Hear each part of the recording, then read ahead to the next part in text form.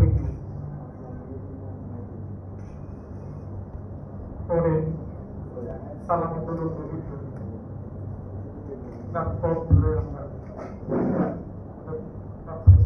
জান্নাতের দিকে এগিয়ে যাব ইনশাআল্লাহ।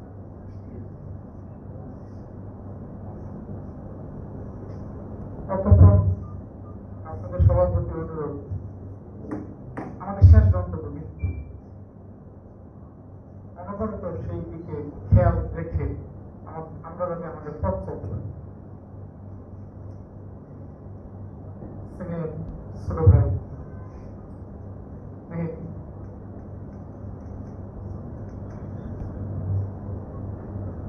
একান্তভাবে মেয়েদের অনুরোধেই আজকে এখানে আসে, ওই শুরু করছে।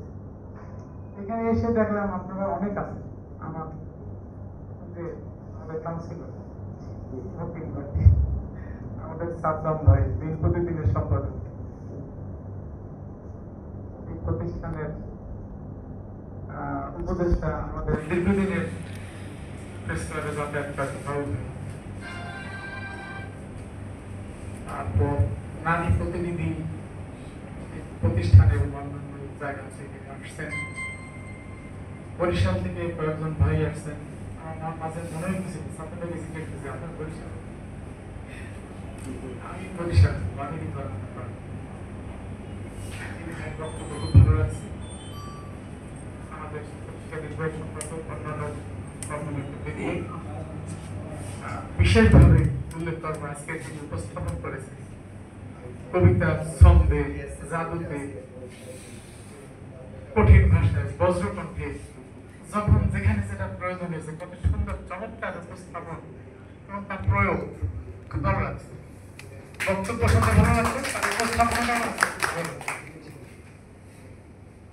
সর্বোপরি স্বাধীন দিগন্ত পত্রিকার আজকের ৫ম প্রতিষ্ঠা বার্ষিকী খুব ভালো লাগতেছে। একটা অনলাইন পোর্টাল প্রতিষ্ঠা বার্ষিকী জমজমা। উপদেষ্টা ভাই যখন বললেন যে আগামী বছর কেক কেটের অনুষ্ঠানটা করবো, আমি বলছি আগামী বছর থেকে তাহলে কেক কাটা শুরু হবে। আমি সম্পাদককে জিজ্ঞেস করছিলাম কি ভাই একটা কেক টেক তো বেশি ব্যয়ের ব্যাপার নেই, আছে কেক আছে, আরো অনেক কিছু আছে। ভেরি অভিনন্দন বাংলাদেশ ফেডারেল সাংবাদিক ইউনিয়নের পক্ষ থেকে একটি অনলাইন পত্রিকা যে সাহসী ভূমিকা আমাদের মাঝে রেখেছেন, তাদের প্রতি আমাদের শুভেচ্ছা এবং ৫ম প্রতিষ্ঠা বার্ষিকীর অভিনন্দন। স্বাধীন মানে নিজেকে কঠিন আবদ্ধ থেকে মুক্ত করা, আর দিগন্ত মানে হলো বিস্তৃত করা। নাম দুইটার কি সম্মিলন হয়েছে আপনার মনে লক্ষ্য করুন, স্বাধীন দিগন্ত। যিনি এই নাম থেকে চয়েস করেছেন তার প্রতি আমাদের শুভেচ্ছা।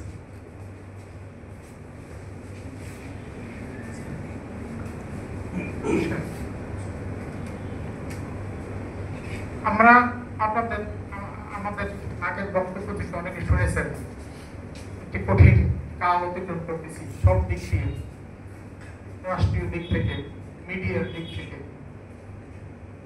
এই কঠিন অবস্থাটা আমাদের সৃষ্টি করে দিয়ে গেছে আগের 15.5 বছরের ফেসিস্ট আমলে পুরো মিডিয়া ছিল একজনের হাতে। একজনে যেটা বলতো সেইটাই নিউজ, যেটা না করতো সেটা নিউজ হতো। ওনার প্রেস কনফারেন্স গুলোতে গেলে পছন্দ না হলে জিজ্ঞেস করতো কোন পত্রিকা এবং তারপরে বলে দিত যে ও যেন আর পরে না আসে। এবং তলবিবাহ একটা শ্রেণীর বাহিরে তার মিডিয়া কোনো কনফারেন্স ওখানে কভারেজ করা সম্ভব হতো। আমরা সেই অবস্থা থেকে মুক্তি পেয়েছি। আমার ভাই বলেছেন আমাদের পরিস্থিতি আরো খারাপ হয়েছে। ছোট ভাই বলেছেন আমরা আন্দোলন তো দেখি না। 15.5 বছরের সপ্তাহে 3 দিন 4 দিন আমরা রাস্তায় থাকতে, সমস্ত রাজনৈতিক দলগুলো যখন ঘরে উঠে গেল, মামলা দিয়ে পিটাইয়ে ফাঁসিতে ঝুলাইয়ে যখন সবকে উঠিয়ে দিল, তখন যারা রাস্তায় ছিল আমরা ফেডারেল সাংবাদিক ইউনিয়ন, আরেকটা শ্রেণী ছিল সুপ্রিম কোর্টের ব্যারিস্টার। এই দুইটা ছাড়া রাজপথে আন্দোলন করার মতো কেউ ছিল না। শেষ দিনগুলো 4 আগস্ট আমাদের মিছিল সমাবেশ হয়েছে, এরা ছিল এখানে অনেক মিছিল। 5ই আগস্ট আমরা মিছিল করে শহীদ মিনারে যাই সমবেত হয়েছে। আমাদের ইতিহাস হলো আন্দোলন। ভেবেছিলাম যে এরপর একটি নতুন স্বাধীন দেশে স্বাধীন সাংবাদিকতা আমরা করতে পারব, কিন্তু আসলে এই স্বাধীন সাংবাদিকতা এখন আর করতে পারি না। ঠিকই বলেছি। কারণ কি? কারণ হইল 15.5 বছর প্রশাসন থেকে শুরু করে মিডিয়া অন্যান্য জায়গা প্রত্যেকটা রন্ধে রন্ধে ওদের দোসরকে রেখে গেছে। আমরা ইচ্ছা করলে ওদেরকে সরাই দিতে পারি।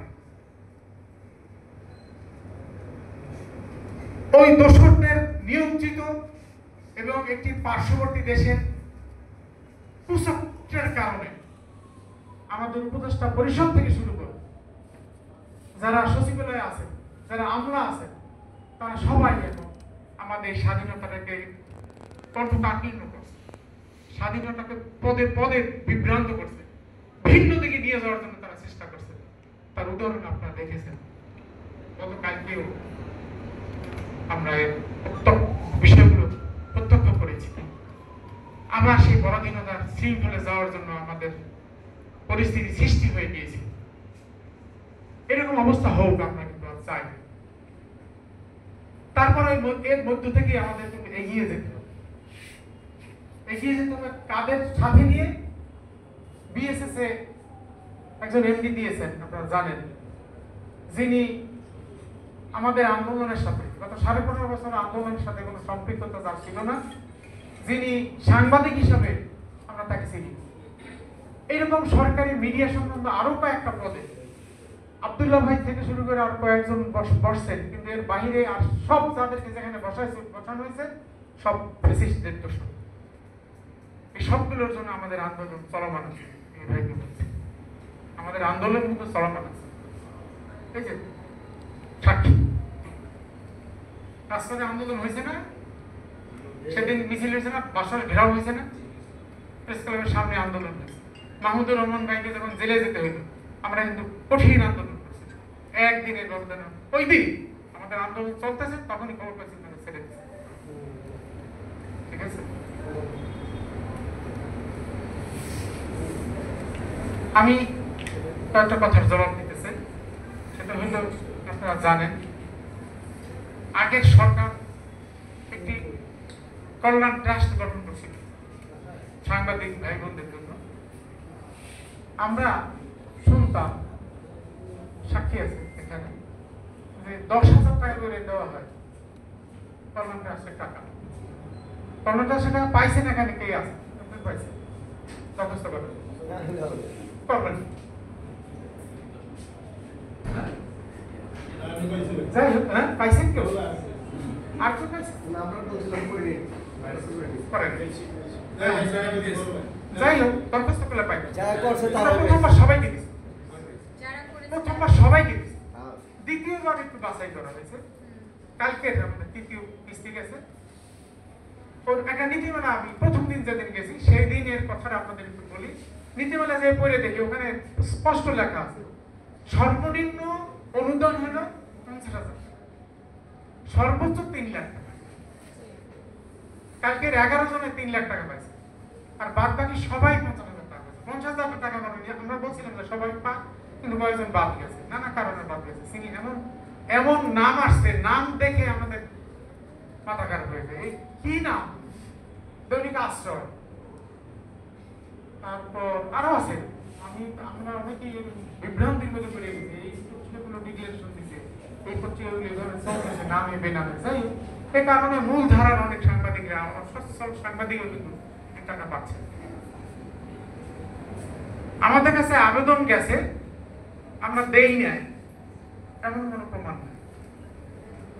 এই 3য় কিস্তির আগে প্রত্যেকটা এলাকায় আমি টেলিফোন করে বলছি, আপনারা দ্রুত দরখাস্ত পাঠাবেন, 1 সপ্তাহের মধ্যে দরখাস্ত পাঠাবেন, আপনাদের সবাইকে টাকা দেওয়া হবে। গতবার কুষ্টিয়ায় 28 জন দরখাস্ত করছে, 28 জন কিন্তু। এবার গাজীপুর থেকে ছোট্ট একটা জেলা 21 জন আসছে, পুরো 21 জন টাকা পেয়েছে।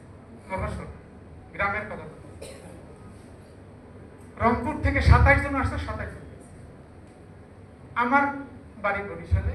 আমি বারবার তাদেরকে বলছি, আমাদের একটা ইউনিয়ন আছে বরিশালে, যে আপনারা আপনাদের সব সদস্য পাবে, আপনারা পাঠান, নাম পাঠান, 60-70 জন সদস্য, আপনারা নাম পাঠান। 3 কিস্তি লাগবে না, 2 কিস্তিতে তাদের টাকাটা দিয়ে দেবেন। আমি আসি ওখানে। কালকের আমার বরিশালের ভাইয়েরা নাম পাঠাইছে 3টা। কবিতা 3টা নাম পাঠাই।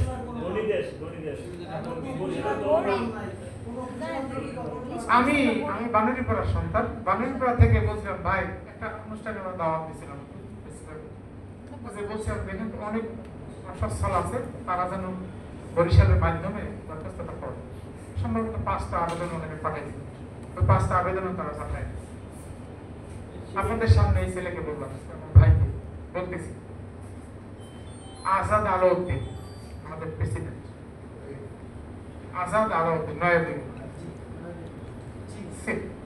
ওকে যাই বলবেন আমি অসচ্ছল সাংবাদিক, ঢাকায় একটা অনুষ্ঠানে কল্যাণ ট্রাস্টের বাছাই কমিটির সদস্য বিএফএর প্রেসিডেন্ট ওবায়দুর রহমান শাহীন ভাই বলছে আমাকে দরখাস্ত করুন, আপনি সিগনেচার দিয়ে দেবেন, আপনি না দেবেন আমি ডিসি হিসেবে দিতে যাবো, আপনার বেইজ্জতি হবে, আপনার পাওয়ার আছে আমাকে এটা অনুমোদন করে, আমি সরাসরি ঢাকা পৌঁছাবো, আপনার পাঠাইতে হবে, আপনি সিগনেচার দেবেন না আমি ডিসি হিসেবে,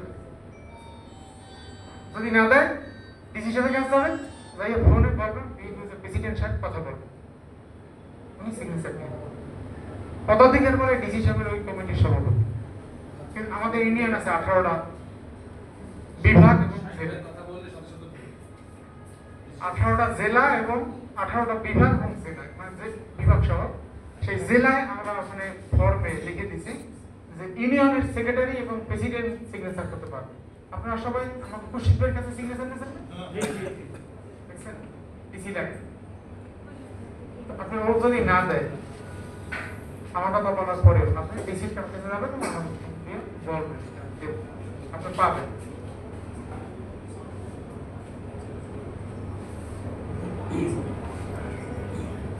আমরা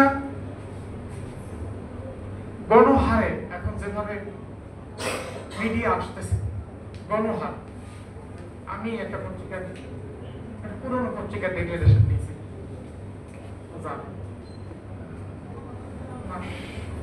আগে তো তাদের ওখানে পরিচয় বসাইছে, দেখাইছিলাম,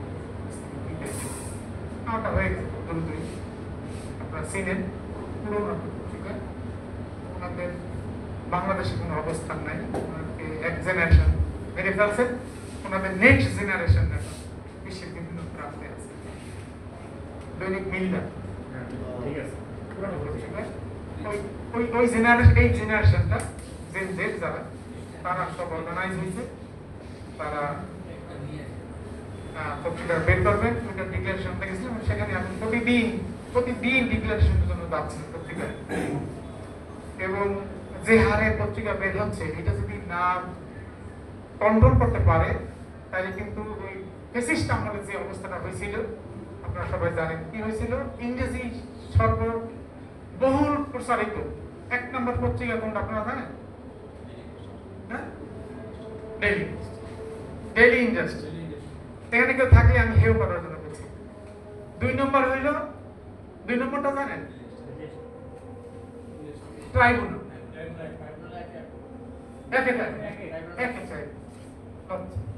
3 নম্বরে আরেকটা আছে আমার মনে হয়, 4 নম্বর হলো ডেইলি, 4 নম্বর সার্কুলেশনে 4 নম্বর, ওটা হলো 1,55,000, 1,40,000, এটা হলো 1,20,000। তো মাকে আয়োজন দিয়েছে, আমরা সংক্ষেপ শেষ করে দেব। তো এই কিন্তু হয়েছিল ফ্যাসিস্ট আমল, এই অবস্থার পুনরাবৃত্তি আমরা চাই, সত্য প্রতিষ্ঠা পাবে, সংবাদপত্রে ন্যায় প্রতিষ্ঠা পাবে, সংবাদপত্রে সত্যনিষ্ঠতা যেটা সেটা স্বাভাবিকভাবে সাংবাদিকদের সাথে সেই আচরণ করা হবে, কর্মকর্তা কর্মচারীদের সাথে সেই আচরণ করা হবে, এবং নিউজ প্রেজেন্টেশনের ক্ষেত্রে সেই অবস্থাটা থাকবে, এইটা আমাদের দাম।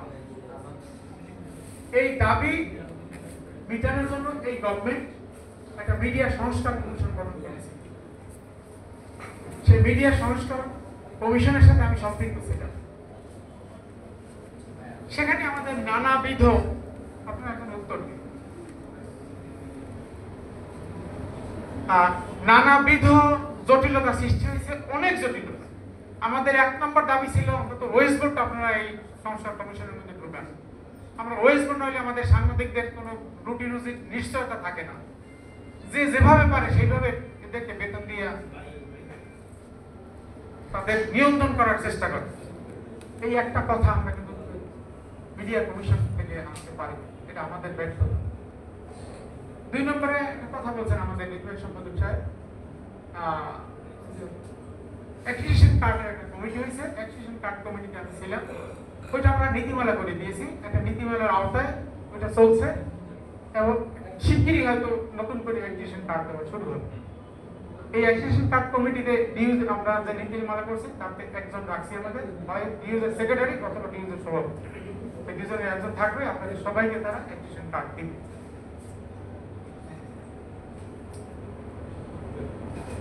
3 নম্বরে হলো প্রেস কাউন্সিলের একটা কথা আছে। আমরা সাথে নতুন স্বাধীনতার পরেই প্রেস কাউন্সিলটা গঠন করার জন্য সরকারের প্রতি আবেদন জানিয়েছিলাম। আমরা আমাদের নাম নিছেন, 11 সদস্যের একটা কমিটি প্রেস কাউন্সিল করার জন্য তালিকা করছেন। নামগুলো মিনিস্ট্রিতে আছে, কিন্তু এখন গেজেট আকারে প্রকাশ হয় না, যে কারণে প্রেস কাউন্সিল বসতে পারতেছে না। প্রেস কাউন্সিল বসলে আমাদের অনেক দাবি দেওয়া আছে। সেখানে গতকালকে একটা আলোচনা সভায় একই কথা বলছেন একজন ছিলেন এখানে, জানি না, যে সব পেশা একটা আইডেন্টিফিকেশন কোড থাকে, কিন্তু ডাক্তারদের একটা কোড নাম্বার আছে, তারপর এটা তো আছেই, সচিবালয়ে যারা সেক্রেটারিদের কোন ব্যাচের কোন ক্যাডারের, এবং এটা আইডেন্টিফিকেশন আছে, সবার আছে, কিন্তু সাংবাদিকদের এটা নাই। এটা খুব জরুরি।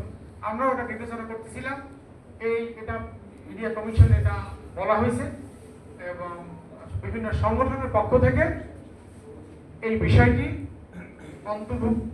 সাংবাদিকদের অন্তর্ভুক্ত করে তাদের একটা কোড দেওয়ার ব্যাপারে, কোড নাম্বার, এবং ঢালাও ভাবে যাতে সাংবাদিকরা রাস্তায় বেরোইলি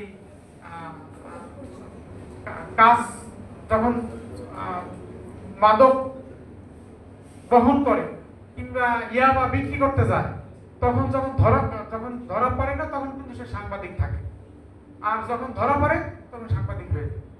কালকে গত 2 দিন, আজকে আগের 2 দিন আমি ছিলাম কক্সবাজার, একটা ট্রেনিং প্রশিক্ষণের ব্যাপারে ছিলাম। তো ওখানে যখন বক্তৃতা চলতেছে একজনের, তখন খবর আসছে যে 2 জন সাংবাদিক ধরা পড়ছে মাদক সহ। ওরা মূলত মাদক ব্যবসায়ী, যখন ধরা পড়ছে তখন পরিচয় দিয়েছে যে আমরা সাংবাদিক।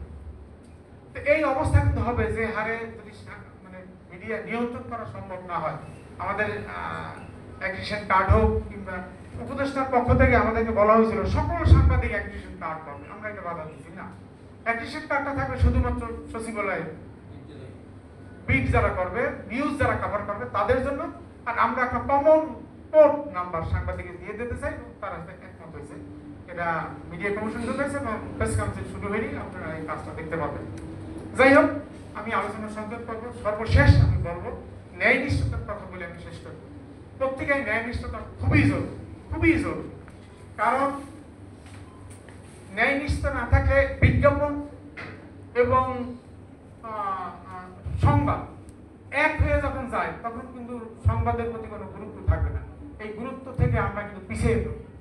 যেমন মফস্বলে কিন্তু এখন বিজ্ঞাপনের বাইরে সে যে পত্রিকায় চাকরি করতে না কেন, তাকে বলা হয় কত টাকা আপনি বিজ্ঞাপন দিতে পারবেন, তত এরপরে পুলিশ কমিশন পাবে, সেটা পরে কত টাকা বিজ্ঞাপন দিতে পারবেন সেটা বলার পরে তাকে অ্যাপয়েন্টমেন্ট দিবে।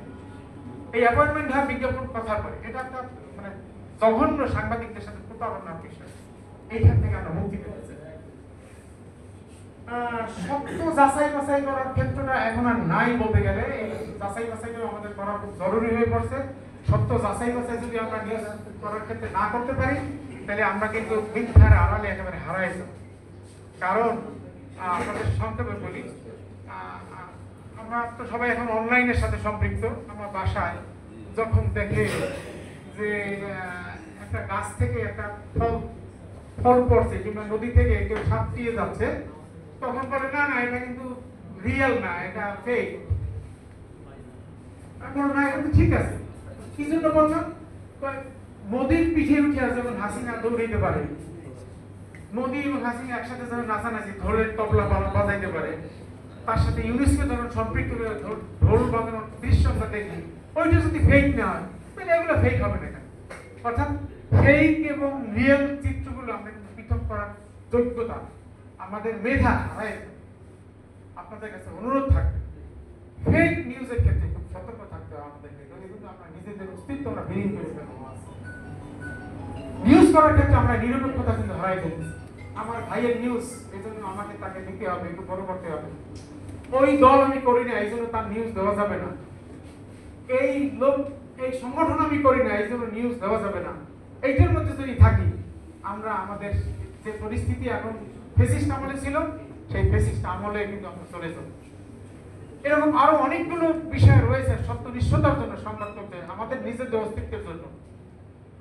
এই পর্যায়ে আরেকটি কথা আমি খুব গুরুত্বপূর্ণভাবে বলবো, সেটা হলো একজনের কথা উঠেছিলেন যে মানে সংবাদপত্র হলো ফোর্থ স্টেজ, চতুর্থ স্তম্ভ সংবাদপত্র।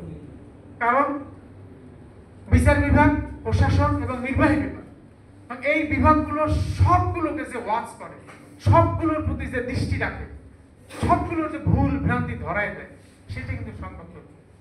এই ভুল ভ্রান্তি ধরায় দেওয়ার ক্ষেত্রে আমরা কিন্তু এখন তাবেদারি করা শুরু করে দিয়েছি। কোন সচিব আমার সাথে সম্পর্কযুক্ত, কোন মন্ত্রণালয় থেকে আমি সুযোগ সুবিধা পাই, তাদের নিউজের সাথে আমরা সম্পৃক্ত হয়ে যাচ্ছি। আমরা যদি এই অবস্থা থেকে মুক্তি না পাই, আমাদের স্বাধীন সাংবাদিকতা কিন্তু আর থাকবে না। আমাদের স্বাধীন সাংবাদিকতার জন্য, আমাদের অস্তিত্বের টিকিয়ে রাখার জন্য, আমাদের সাংবাদিকতাকে সামনে এগিয়ে নেওয়ার জন্য আমাদের সত্যনিষ্ঠতার প্রতি দৃঢ় অবস্থান নিতে হবে। আজকের স্বাধীন দিগন্ত পত্রিকা ৫তম প্রতিষ্ঠা বার্ষিকী, এটা অনলাইন পত্রিকা। প্রিন্ট পত্রিকার যুগ কিন্তু আস্তে আস্তে শেষ হয়ে আসছে, আপনারা জানেন কিনা জানি না। আমরা কিন্তু এখন ট্রেনিং হচ্ছে হয় মাল্টিমিডিয়ার উপরে, অনলাইনও নাই, এটা স্যারের সামনে চলে গেছে। নয় ট্রেনিং হচ্ছে এআই এর উপরে, কৃত্রিম বুদ্ধিমত্তার উপরে। 10 বছর পরে এআই থেকে আমরা আরেকটা জেনারেশন চলে যাবো। 10 বছর আমি থাকি কিনা জানি না, কিন্তু এই মাল্টিমিডিয়াও কিন্তু থাকবে না। এখন আপনারা দেখেন, কালকে কক্সবাজারের ডিসি স্যার কাছে পাশে বসা আইসা আমরা জিজ্ঞেস করি, ভাই মাল্টিমিডিয়াতে কি জিনিসটা? আমি সংক্ষেপে বুঝাইলাম যে আমাদের বিপ্লবের সময় আপনি দেখছেন যে দৈনিক ইত্তেফাক, কালবেলা, জনকণ্ঠ, এই পত্রিকাগুলো টেলিভিশনের ডান্ডার মতো ডান্ডা নিয়ে যে দাঁড়ায় দিলে নিউজ করছে। হ্যাঁ দেখছি তো, দ্যাট ইজ মাল্টিমিডিয়া। অর্থাৎ ওরা পরের দিন যে নিউজটা প্রিন্ট আকারে দেবে, ওই এখনই ওরা সঙ্গে সঙ্গে নিউজটা দিয়ে দেবে। দেখুন, উনি ওইটার উপরে প্রায় 10 মিনিট বক্তব্য দেবেন, চমৎকার বক্তব্য দিয়েছেন। কালকে ওখানে আমি বলছি, চমৎকার বক্তব্য দিয়েছেন। আমি এখানে এই কথাটা এই জন্য বললাম যে প্রিন্টের যুগ কিন্তু শেষ হয়ে যাচ্ছে। প্রিন্টের সব বড় পত্রিকাগুলো এখন হিমশিম খাচ্ছে। বড় পত্রিকাগুলো এখন তাদের প্রকাশনা টিকিয়ে রাখছে শুধুমাত্র বিজ্ঞাপন থাকার জন্য, কিন্তু বিজ্ঞাপনের উপর নির্ভর করে কিন্তু পত্রিকা চলার কথা না, সার্কুলেশনের উপরে নির্ভর করে পত্রিকা চলার কথা। এই অবস্থার জন্য আমরা কিন্তু আপনাদেরকে সাধুবাদ জানাই যে আপনারা অনলাইন পত্রিকা, অনলাইন পোর্টাল নিয়ে শুরু করছেন, এবং এর আজকে না হলেও মাল্টিমিডিয়া হয়তো শুরু হয়ে যাবে। আপনারা প্রিন্ট পত্রিকা শুরু করছেন, মাল্টিমিডিয়ারও শুরু হবে। কারণ যুগ কিন্তু এখন এআই এর, মাল্টিমিডিয়ার পরের অবস্থানে কিন্তু আমরা প্রবেশ করছি। আগামী বছর হয়তো এর চেয়ে আরো বড় একটা উন্নত সংস্করণ আপনাদের দেখতে পাবো। সবার প্রতি শুভেচ্ছা জানিয়ে এবং সেই প্রত্যাশা ব্যক্ত করে সবাইকে সালাম জানিয়ে আমি আমার বক্তব্য শেষ করছি। আসসালামু আলাইকুম ওয়া রাহমাতুল্লাহি ওয়া বারাকাতুহু।